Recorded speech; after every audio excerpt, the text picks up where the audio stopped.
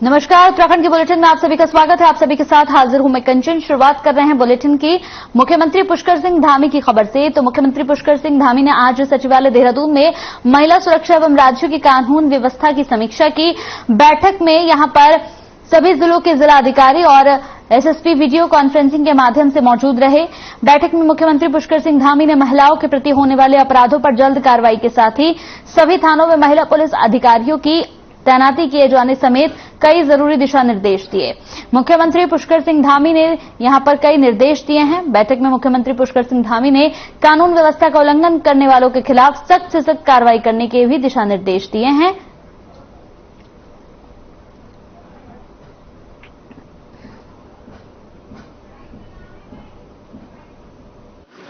जो एक कल्चर बना है कि 10 से 5 की उसको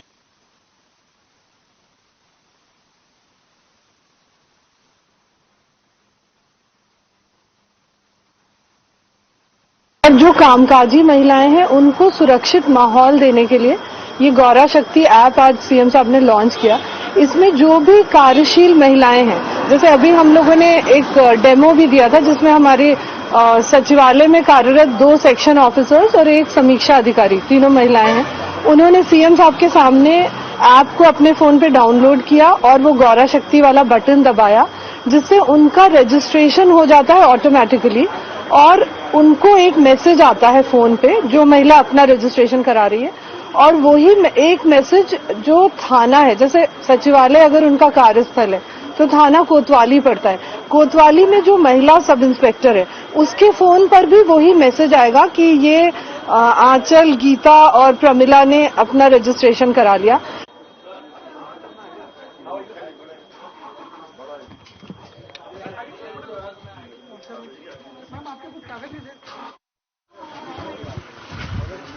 कानून व्यवस्था और महिला सुरक्षा और सशक्तिकरण, इन सब विषयों को लेकर आज हम लोगों ने विस्तार से चर्चा की है कि हमारे लिए पूरे प्रदेश के अंदर हमारी मातृशक्ति की सुरक्षा बहुत आवश्यक है।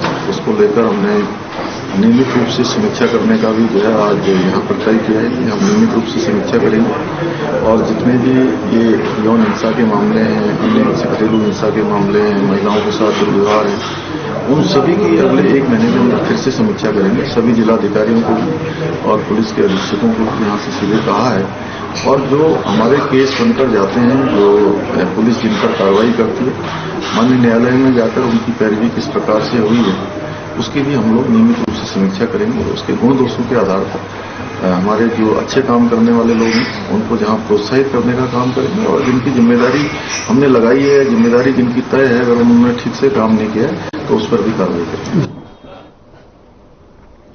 मुख्यमंत्री पुष्कर सिंह धामी ने यहां पर रेस कोर्स बन्नू चौक स्थित गुरु नानक बालिका इंटर कॉलेज मैदान में आयोजित 10 दिवसीय अखिल गढ़वाल सभा में शामिल हुए। मुख्यमंत्री ने कहा कि राज्य में अखिल गढ़वाल सभा जैसी संस्थाएं न केवल सामाजिक दायित्वों को पूरा कर रही है बल्कि उत्तराखंड की सांस्कृतिक विरासत के संरक्षण और संवर्धन में भी अहम भूमिका निभा रही है, जो निश्चित रूप से सराहनीय प्रयास है।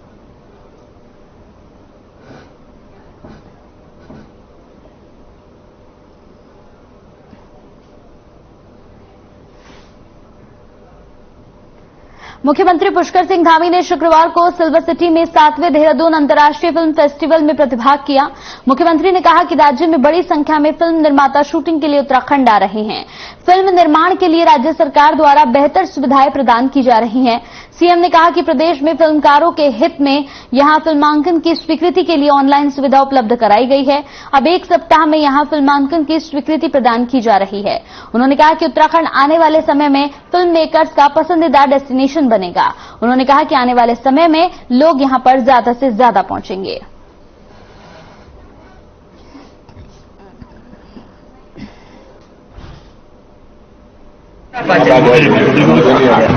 नहीं, देखिए, हम लोगों का पूरा प्रयास है कि यहाँ पर फिल्मों के लिए जो हमारा एक वातावरण है, पहले से ये वातावरण है, और हमारे यहाँ पर जिस प्रकार से भगवान के द्वारा दी हुई प्रकृति द्वारा प्रदत्त सभी कुछ है, यहाँ पर नदियाँ हैं, यहाँ पर हमारे विशाल मात्रा में वनों की संख्या है, नदियाँ हैं, पर्वतराज हैं, यहाँ का शुद्ध वातावरण है, यहाँ की अच्छी अच्छी हमारी वैलियां हैं, हिम के शिखर हैं और ग्लेशियर हैं, तो निश्चित रूप से फिल्मों के लिए सबसे अच्छा माहौल हमारे उत्तराखंड में है। वो जितना और सकारात्मक होता है, हमने सभी लोगों से, फिल्म से जुड़े हुए सभी प्रकार के लोगों का हमने आह्वान किया है कि वो उत्तराखंड में आए और उत्तराखंड की सरकार, हम सब लोग निश्चित रूप से जो भी प्रोत्साहन देना होगा, जो भी उनका सहयोग करना होगा।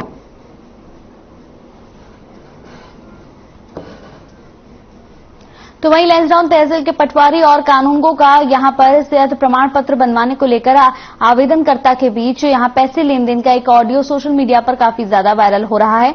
वीडियो संबंधित पटवारी द्वारा 2 पूर्व मुख्यमंत्रियों को लेकर अभद्र टिप्पणी का है। पैसे के लेन देन और भारतीय जनता पार्टी के दोनों पूर्व सीएम पर अभद्र टिप्पणी को लेकर अब बीजेपी भी मुखर हो गई है और कार्यकर्ता मामले में कार्रवाई की मांग कर रहे हैं। जहां सांसद प्रतिनिधि ओम प्रकाश जुगनान ने कड़े शब्दों में मामले की निंदा करते हुए अभद्र टिप्पणी करने वाली पटवारी पर कार्रवाई की मांग की है, तो वहीं बीजेपी के मंडल उपाध्यक्ष युवा मोर्चा संदीप सिंह रावत के साथ सुरेंद्र सिंह भंडारी और हर्ष मनी द्वारा जिलाधिकारी से संबंधित प्रकरण में कठोर कार्रवाई करने को लेकर ज्ञापन भी सौंपा गया है।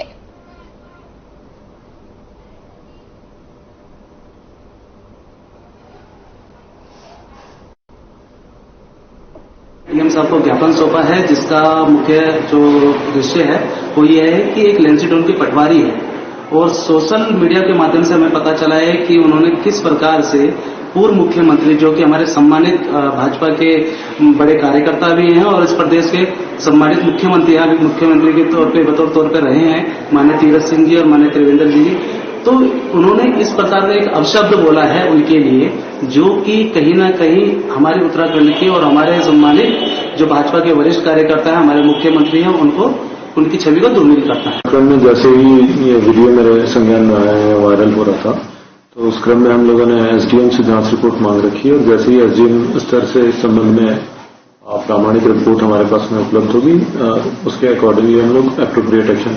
ये बड़ा मैंने भी सोशल मीडिया पे सुना है और बड़ा दुर्भाग्यपूर्ण ये वातावरण हो गया है उत्तराखंड में।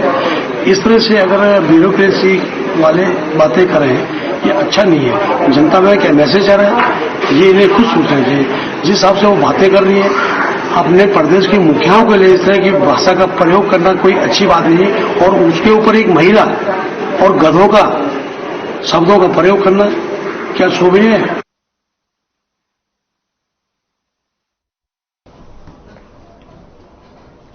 हाईकोर्ट ने अंकिता भंडारी हत्या मामले की जांच सीबीआई से कराए जाने को लेकर दायर याचिका पर सुनवाई करते हुए मृतका के माता पिता को अपना विस्तृत जवाब पेश करने के लिए कहा है।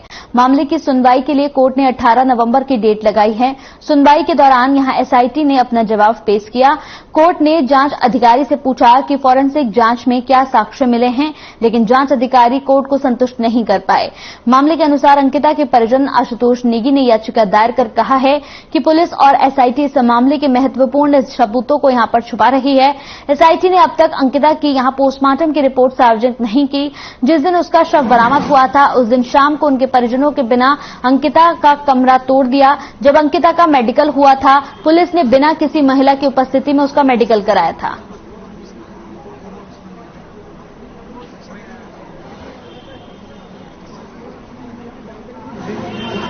डिजास्टर मैनेजमेंट की बैठक में तो नहीं बैठे।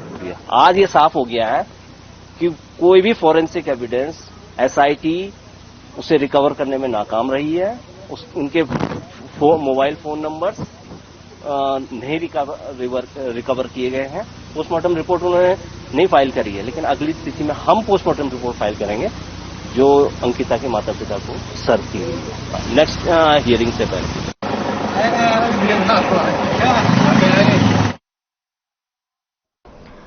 यहां रुकते एक छोटे से ब्रेक के लिए, जल्द हाजिर होंगे कुछ और खबरों के साथ।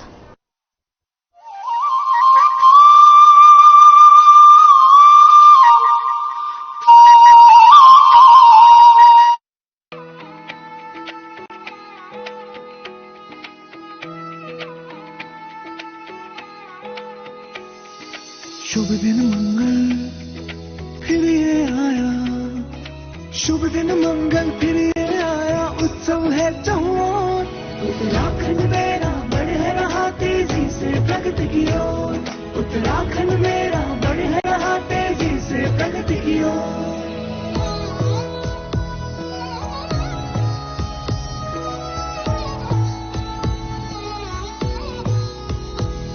उम्मीदों को नए पंख मिल रहे, सपनों को आकार, रोजगार की राहें खुली, नए अवसर मिले अपार।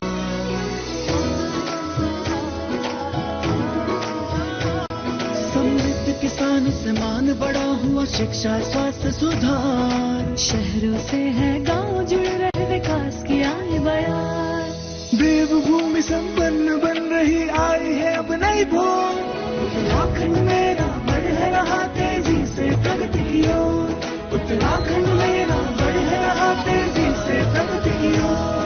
उत्तराखंड मेरा बढ़ रहा तेजी से प्रगति की ओर। संकल्प नए उत्तराखंड का।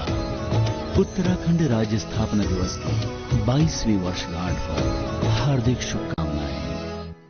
सब कुछ आजमाया और तब मैंने माना कि सिर्फ सच्ची सहेली ही है महिलाओं के उन मुश्किल दिनों की हर समस्या, जैसे कठिन दर्द, अनियमितता, खून की कमी, थकान व कमजोरी जैसी सभी प्रॉब्लम्स के लिए नंबर 1 औषधि एवं टॉनिक। हर कदम नए आयाम गढ़ रहा है, हर रोज उत्तराखंड आगे बढ़ रहा है। इस साल 45 लाख से भी ज्यादा श्रद्धालुओं ने 4 धाम यात्रा का सुख पाया।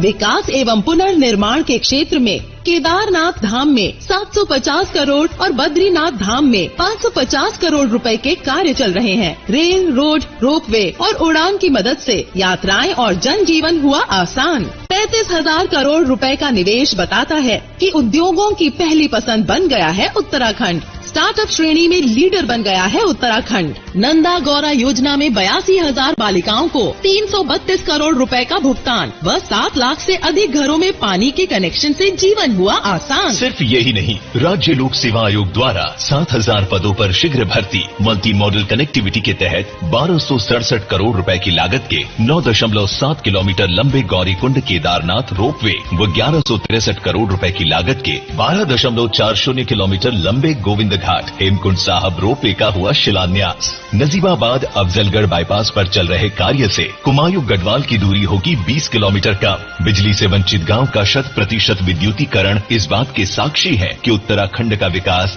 हर दिन दुगनी रफ्तार से हो रहा है और हर वर्ग के इंसान को इसका फायदा पहुंच रहा है। ना रुका है, ना रुकेगा। उत्तराखंड हर रोज आगे बढ़ेगा। संकल्प नए उत्तराखंड का।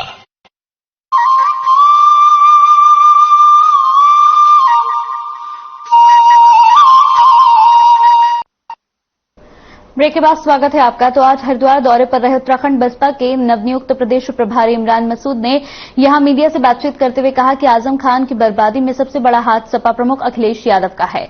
अखिलेश यादव की अनदेखी की वजह से आजम खान का पॉलिटिकल करियर बर्बाद हो गया। हरिद्वार स्थित बसपा प्रदेश कार्यालय में इमरान मसूद का कार्यकर्ताओं ने जोरदार स्वागत किया।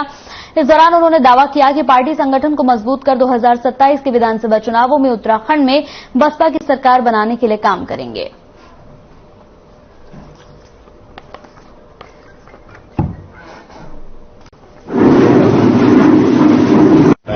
मुझे लगता है दिखाई देती है चीजें साफ दिखाई देती है। उनके परिवार के ऊपर केस हो जाए तो प्रधानमंत्री से भी मिलेंगे और बात करेंगे।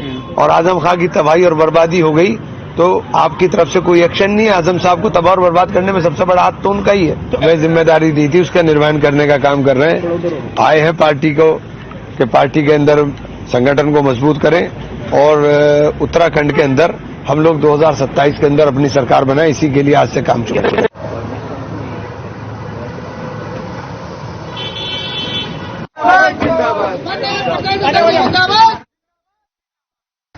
जसपुर में चोरों के हौसले दिन पर दिन बुलंद होते जा रहे हैं। चोर एक के बाद एक चोरी की घटनाओं को अंजाम दे रहे हैं। ताजा मामला टीचर कॉलोनी के यहां पर सामने आया है, जहां बेखौफ चोरों ने एक घर को अपना निशाना बनाया।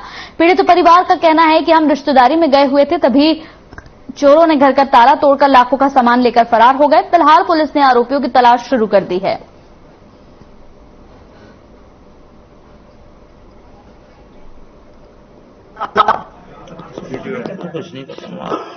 देखिए, ये दंपति रहते हैं, पति पत्नी, और इनके कोई रिश्तेदार बीमार थे तो उसमें उनको देखने गए थे। ये पिछले 1-2 दिन से जा रहे थे। इसी बीच में लगभग 45 मिनट का समय रहा होगा, ये जब वापस आए तो इन्होंने देखा कि इनके घर का ताला टूटा हुआ है और इनके सामान बिखरे हुए हैं। बाद में इन्होंने एक घर से व्यक्ति को निकलते हुए भी देखा और इनके सामने एक गाड़ी थी, उसी में बैठ करके वो भागा है व्यक्ति। इन्होंने बताया हमें कि वो गाड़ी ठाकुरद्वारा साइड में गई है। हमारी टीमें लगी हुई हैं, शीघ्र हम इनको पकड़ने में कामयाब होंगे।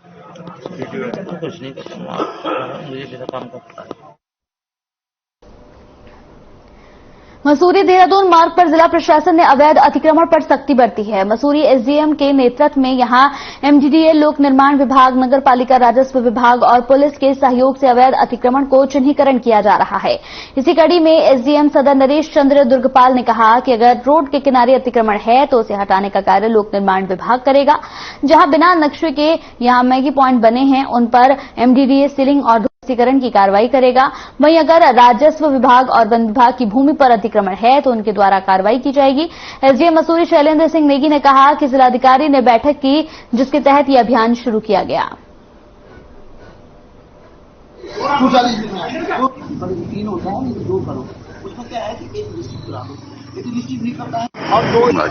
हाँ, जिलाधिकारी महोदय ने कल ही जो है एक बैठक इस संबंध में आयोजित की थी और हम लोगों को निर्देशित किया है कि इसमें चिन्हीकरण करते हुए अतिक्रमण हटाया जाए। तो इसमें 2 टीमें बनी हैं। एक तो सदर एसडीएम की अध्यक्षता में है जो कि 3 पानी बेल्ट जो मसूरी देहरादून रोड है उससे देहरादून की तरफ काम करेंगे और एक मसूरी एसडीएम की उसमें है जो कि यहाँ से मसूरी की तरफ करेंगे। हमारे साथ जो है इसमें नगर पालिका है, एमडीडीए है और वन विभाग है, उसके बाद राजस्व विभाग की टीम है। जी, ये जो मसूरी देहरादून रोड है ये कोलू खेत से पुठाल गेट से मसूरी तक सड़क के दोनों ओर जो निर्माण है उसको एक जॉइंट टीम बना के चेक कर रहे हैं कि कितना इलीगल इंक्रोचमेंट है, जिसमें पीडब्ल्यूडी डिपार्टमेंट है, एमडीडीए है, फॉरेस्ट है, राजस्व है, इन चारों नगर पालिका है। इन 5 विभागों के लोग सड़क के किनारे जो इलीगल इंक्रोचमेंट है उनको चिन्हित करेंगे। पाटकोट और यहां भलौन क्षेत्र में दर्जनों ग्रामीणों ने रामनगर वन प्रभाग के डीएफओ कुंदन कुमार को ज्ञापन सौंपा है।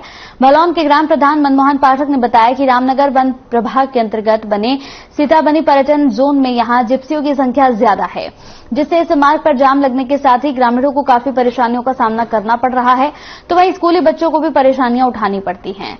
इसी के साथ ही उन्होंने कहा कि गांव से जो किसान अपनी फसल बेचने के लिए रामनगर आता है, जाम लगने की वजह से किसानों को उसकी फसल का उचित मुआवजा भी नहीं मिल पाता है, जिस वजह से काफी समस्याएं हो रही हैं। उन्होंने डीएफओ जिप्सियों की संख्या निर्धारित करने की मांग की है।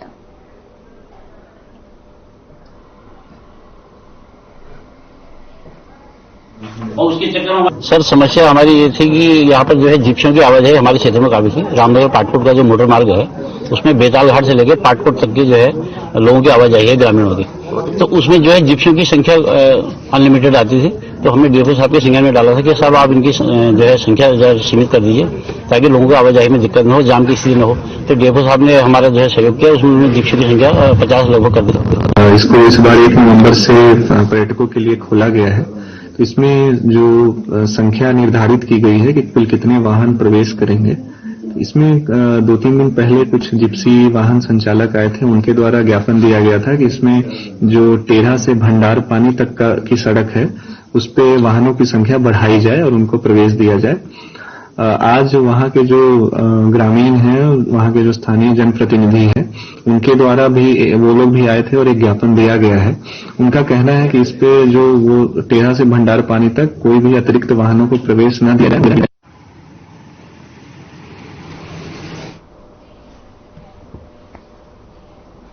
चलिए यहाँ रुकते हैं एक और छोटे से ब्रेक के लिए, जल्द हाजिर होंगे कुछ और खबरों के साथ, आप बने रहिए।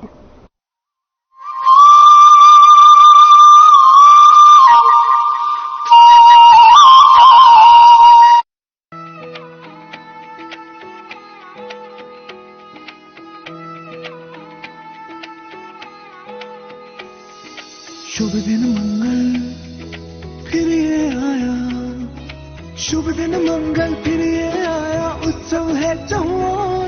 उत्तराखंड मेरा बढ़ रहा तेजी से प्रगति की ओर, उत्तराखंड मेरा बढ़ रहा तेजी से प्रगति की ओर।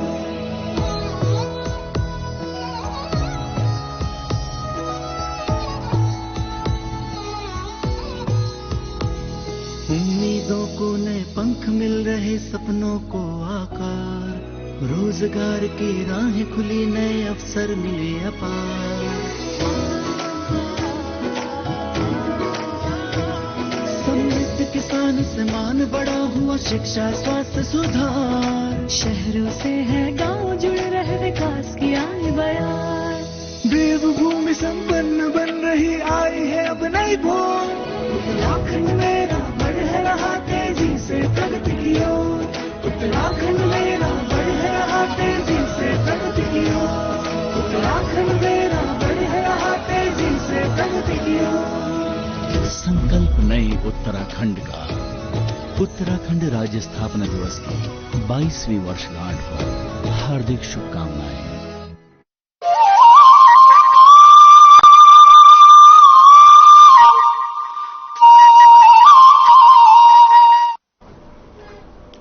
ब्रेक के बाद स्वागत है आपका। तो रामनगर विकासखंड सभागार में राज्य मंत्री पीसी गोरखा ने जनसंवाद कार्यक्रम के तहत पंचायत प्रतिनिधियों की समस्याएं सुनी। कार्यक्रम के दौरान पंचायत प्रतिनिधियों ने अधिकारियों पर फोन न उठाने और उनके काम में बेवजह रोड़ा बनने के आरोप लगाए हैं। वहीं ग्राम प्रधान सुनीता कनौजिया ने ग्रामीणों की शिकायत पर सस्ता गल्ला विक्रेता की दुकान का निरीक्षण किया। इसके अलावा पंचायत सदस्य राहुल ने यहां मालधन चौर क्षेत्र में बने स्वास्थ्य केंद्र में डॉक्टरों की स्थायी नियुक्ति और संसाधन उपलब्ध कराए जाने की मांग की है। पंचायत प्रतिनिधियों की समस्या सुनने के बाद आयोग उपाध्यक्ष पीसी गोरखा ने बताया कि अधिकारी जनप्रतिनिधियों का सम्मान करना भूल गए हैं। उन्होंने कहा कि इस संबंध में वो सरकार को भी अवगत कराकर इस मामले में एक्ट बनाने की बात कर ऐसे अधिकारियों पर कार्रवाई करने की बात कहेंगे।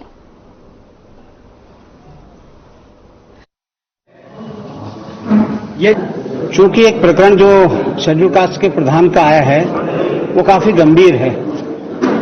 आयोग इस पर कार्रवाई करेगा, जांच करवाएंगे इसमें और दोष पाए जाने के पर उचित कानूनी कार्रवाई होगी।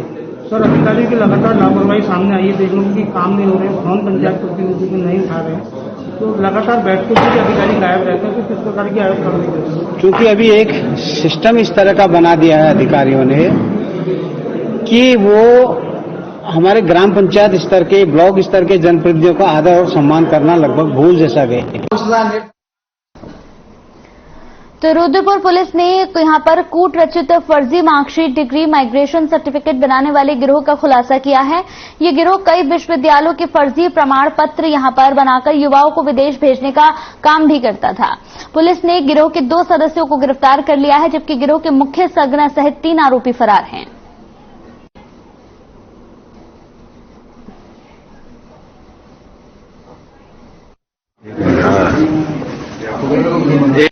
रेजिडेंशियल फ्लैट में मेट्रोपोलिस का, वहां पर एक फर्जी डिग्री और डिप्लोमा बनाने वाले एक बड़ी इंडस्ट्री का पर्दाफाश हुआ है, जिनमें कुल मिला के 2 लोग अरेस्टिंग हुआ है और उनकी कब्जे से काफी हाई क्वालिटी प्रिंटर्स मल्टीपल संख्या में मतलब और विभिन्न लैपटॉप्स, मल्टीपल लैपटॉप्स हो गया, मल्टीपल डेस्कटॉप्स हो गया, विभिन्न फोन्स और आपका हजारों की संख्या में ब्लैंक क्या बोलते हैं डिग्री सर्टिफिकेट्स और माइग्रेशन सर्टिफिकेट्स और इवन तैयारशुदा डिग्री और डिप्लोमा सर्टिफिकेट्स भी हमें मिल गया है।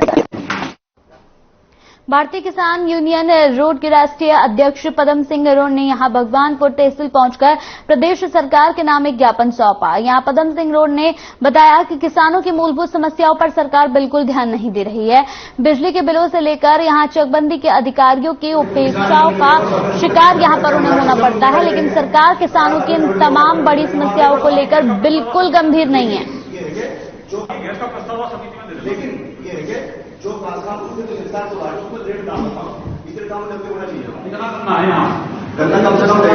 आज जो मीटिंग ली गई भारतीय किसान यूनियन की मीटिंग जो ली गई पदम सिंह रोड की, ये हमने पहले ही यहाँ से एक ज्ञापन दे रखा था कि आईडीएम साहब यहाँ का जो तहसील का जो यहाँ का प्रशासन है सब वो उपलब्ध रहा और किसानों की समस्या का निराकरण करो। तो आज यहाँ से एक दिन पहले भी मीटिंग हुई थी, उसमें कुछ अधिकारी नहीं पहुंचे थे, आज सब अधिकारी पहुंचे, उसमें मीटिंग हुई। हमारे गन्ने को लेकर हुई, जो हमारे सेंटर कट्टे जा रहे किसानों के, उन सेंटरों को लेकर हुई। बिजली पर जो नाप शनाप छापे मारे जा रहे हैं, जुर्माने करे जा रहे हैं। एक इन्होंने क्या कर दिया, छापे के नाम पे एक लूट शुरू कर दी। सितारगंज के श्री सनातन धर्म मंदिर से बाबा खाटू श्याम की विशाल यात्रा निकाली गई। इस दौरान यात्रा में शामिल हुए श्याम भक्तों ने जयकारे लगाए। वहीं सचिन श्रीवास्तव ने बताया कि ये विशाल यात्रा आज सितारगंज के श्री सनातन धर्म मंदिर से निकाली जा रही है और ये बड़ा पहुंचेगी, जहां पर बाबा खाटू श्याम के एक विशाल जागरण का आयोजन भी किया गया है।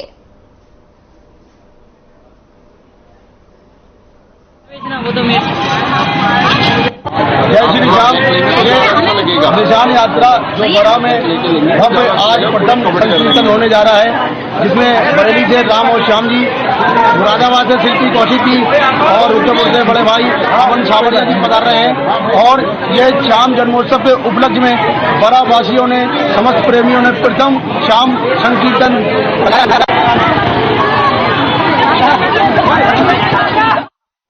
चलिए इसी के साथ उत्तराखंड के बुलेटिन में मेरे साथ इतना ही। नमस्कार।